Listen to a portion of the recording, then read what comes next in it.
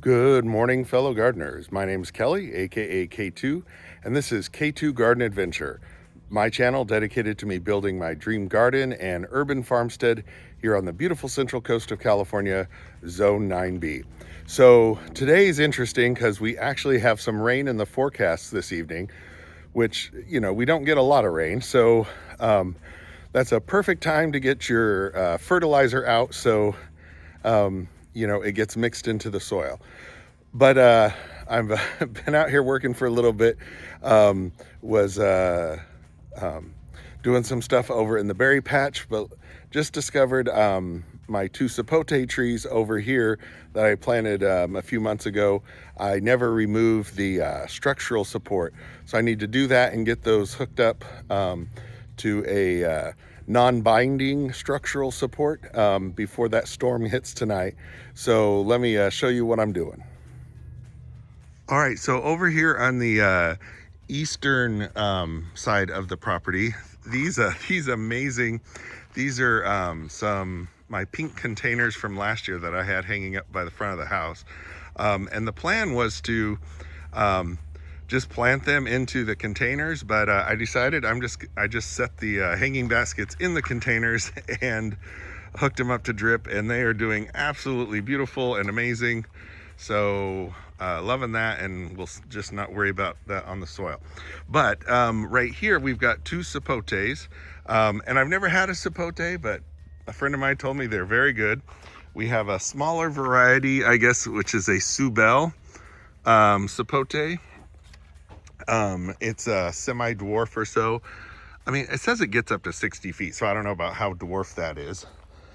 But it's a white sapote, and then I guess this one here, Vernon, is also a white sapote, and of course it shows a smaller height. So Subel is supposed to be a dwarf, but I don't know, maybe the tags are right and the literature was wrong. But regardless, when you can see how when they're shipped at the nursery, they're tied up firmly to the stake, to protect them while they're shipping. But I evidently forgot to remove that when I planted them. So the idea is, one, that can eventually kill the tree because it will choke it.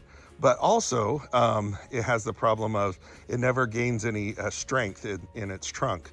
So you want to, when you plant it, remove that and then add a more flexible support stake, so the trunk can move a little bit and it will get stronger that way. So I've got some pieces of bamboo and some plant tape. So let me disconnect these and reattach the bamboo, and we can go on to the next thing.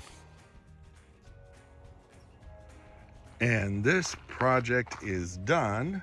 I mean, small project, but as you can see, we got the two sapotes on a taller bamboo stick. I believe these are 6 feet before they go on the ground. So hopefully that will be strong enough to keep supporting them as they get taller and taller. Again, I'm not going to let them get more than 12 feet is about the height I let any of my fruit trees get, because I don't like ladders, and the little the picker pole or whatever that's called only stretches so far. But anyways, while I was walking around, I realized I did the same thing on I forgot to remove the post on one of my guava trees, so I'm going to go over and do that. And then right now I got to run to the store and get some stuff, but we will see you in a little bit. So back here in Guava Grove, I have a white guava and a red guava. Both of those are about 1 year in the ground. I had the red guava a little bit longer, but it had a rough year last year and almost died, but it's coming back and pushing out beautiful new growth.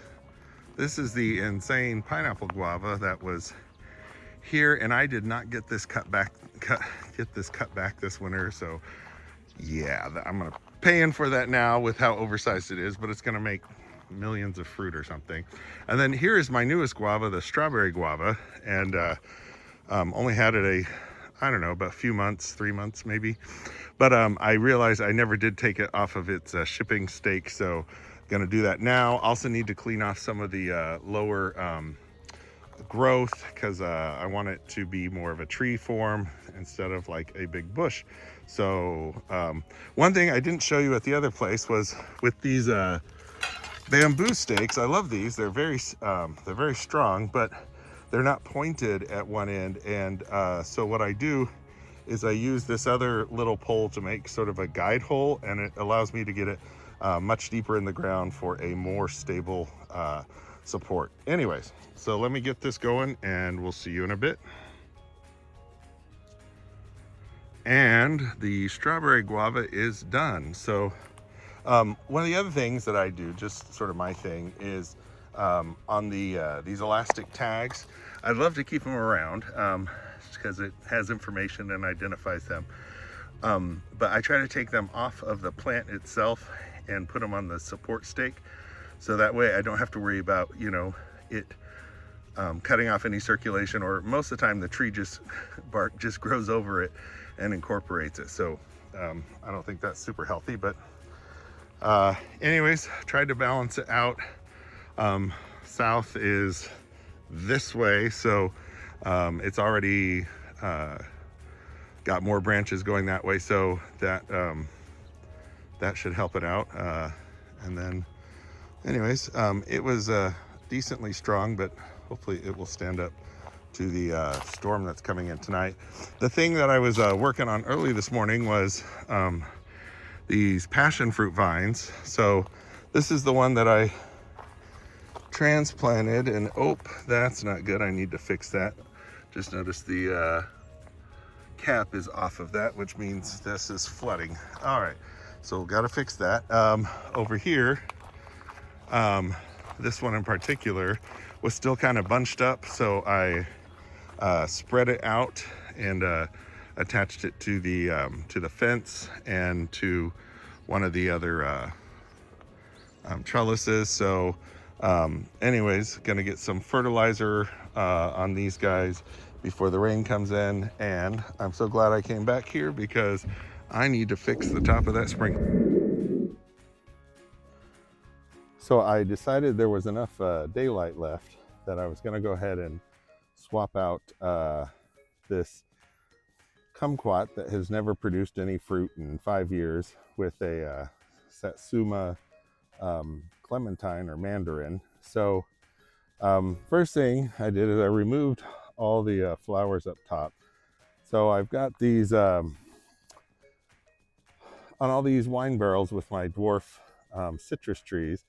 You know, it looks beautiful. I get to make beautiful flower combinations and everything, but I have decided that I'm going to stop doing this because I think it's become clear that the flowers are stealing a lot of the nutrients that the citrus trees need. So, you know, I try to give extra fertilizer and everything, but anyways, for some of these, like the super tunias and the super bina down there, I have I'm gonna give away some lantana in the back, and so I'll have, you know, areas where I can just kind of plant these flowers. It's one idea rather than just throwing them away. But anyways, so I removed this stuff here, the flowers on top, and then I went in and I used the auger to fluff up all the soil that was left. Anyways, I go ahead and dumped in a whole bunch of the citrus tone from a spoma, and then I'm also going to mix in some more perlite in here to make this better draining, even, and also hopefully it'll keep it from getting so compacted. So, and there won't be any flowers on top, just some bark mulch. So hopefully this mandarin tree will be really happy. So, all right, let me go ahead and get to work before the sun goes down.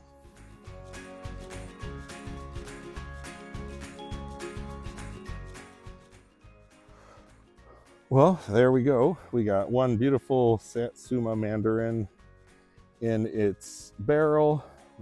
It's already covered in fruit, so we'll see how that ripens. But anyways, I actually do like the look with just the wood bark around it. One of the things that I realized, this one back here, put these flowers in, which are just stunning, these 2 layers of purple, but the fact that despite me putting lots of fertilizer in there, that this thing is not getting enough nitrogen. So all these got to get replanted somewhere, and then I'll re-fertilize the soil for all of these guys. But anyways, that's this part of the video, and now back to our regularly scheduled programming.